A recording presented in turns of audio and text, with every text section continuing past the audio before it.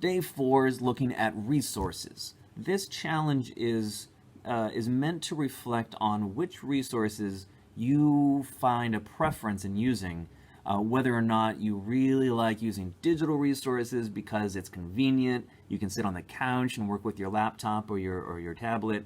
Maybe digital resources allows you to really just kind of work on your own, and maybe you're more solitary in your learning process. If that's the case, then digital resources are probably going to be a preference. So reflecting on that fact is really important at this point.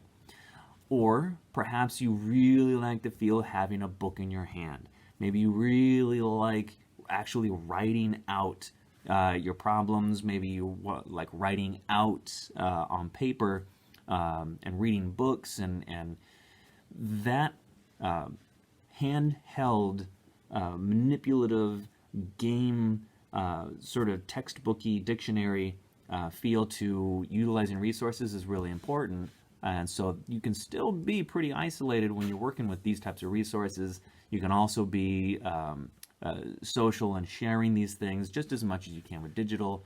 But it's that third type of resource, human resources, where you might be looking for a parent or a teacher or a tutor, or even, honestly, just your friends can be a great source of human resources for the learning process.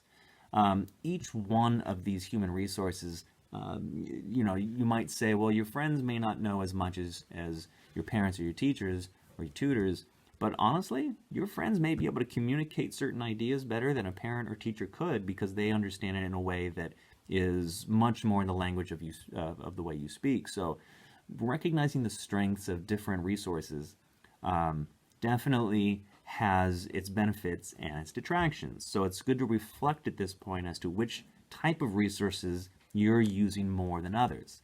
When it comes to paper resources, maybe you like going and finding different workbooks or printing out worksheets. Maybe you like using textbooks. Maybe you like actually playing physical games or using manipulatives like blocks and counters, different things. Dictionaries as far as textbooks and workbooks. But all of these things in handheld, maybe you really prefer that, and that's great. Maybe you haven't really used much of the paper resource. That might be something you need to start moving towards if that's something you haven't been utilizing. And maybe you're not making the progress you think you're making. Knowing to branch out to different types of resources is really, really important at this stage of the learning process. And getting back to the digital resources, I mean, we're living in an information age. That this technological revolution we're in has things like videos available where lots of different people are explaining lots of different math concepts, language arts, history, music. There's so many ways to get different learning resources via video. You can also have digital chat rooms. You can have, Google Images has lots of worksheets and different diagrams that you can dig into. And there's software programs you can get, you can download, you can purchase.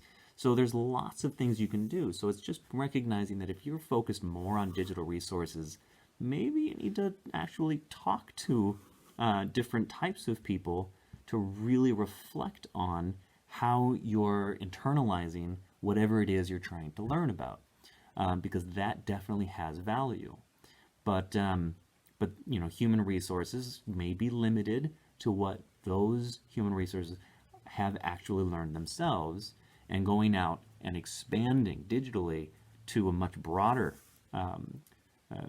wealth of resource might be beneficial too, as would maybe taking some time and working with some paper resources, actually using handheld manipulatives, playing games, reading actual books, being able to annotate in a book and use post-its really has a tactile benefit to learning for a lot of people. So recognizing which resources and reflecting on how you've been learning, making sure that you're reflecting on how each resource is used responsibly, that's something that you can coach yourself on, and students and children that you're coaching on how to become self-directed learners.